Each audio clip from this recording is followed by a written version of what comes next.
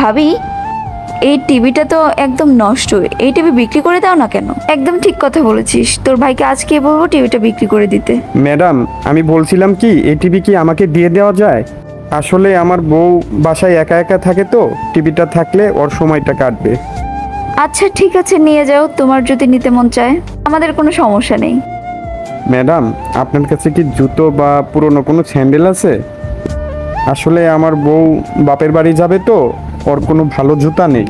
যদি আপনার কাছে থাকে তো দিবেন। আমার কাছে তো নেই, যদি ভাবির কাছে থাকে জিজ্ঞেস করবো না। যা তুই। রাজু, এটা তোমার ওয়াইফের জন্য। আরে ভাবি, এটা ওই জুতাটা না? গত সপ্তাহে ভাই তোমাকে গিফট করেছিল, এটা ওকে কেন দিচ্ছ? আরে রাশি, আমার কাছে না হোয়াইট কালারের অনেক জুতা আছে, তাই ভাবলাম ওকেই দিয়ে দেই। আর ওর তো দরকারও। আপনার মতো মালিক যেন সবার ভাগ্যে জোটে। অনেক ধন্যবাদ ম্যাডাম। পুরনো কোনো জুতো দিয়ে দিলে তো হতো ভাবি। রাজুর কত টাকাই বা বেতন হবে বলো?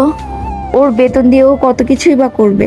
আর দেখেছো ও কত খুশি ছিল, জুতা জোড়া পেয়ে আমাদের জন্য কত দোয়া করছিল। হ্যাঁ, তা ঠিক, অনেক খুশি ছিল। বন্ধুরা, ভিডিওটি ভালো লাগলে অবশ্যই একটি লাইক আর চ্যানেলটি সাবস্ক্রাইব করে দিও।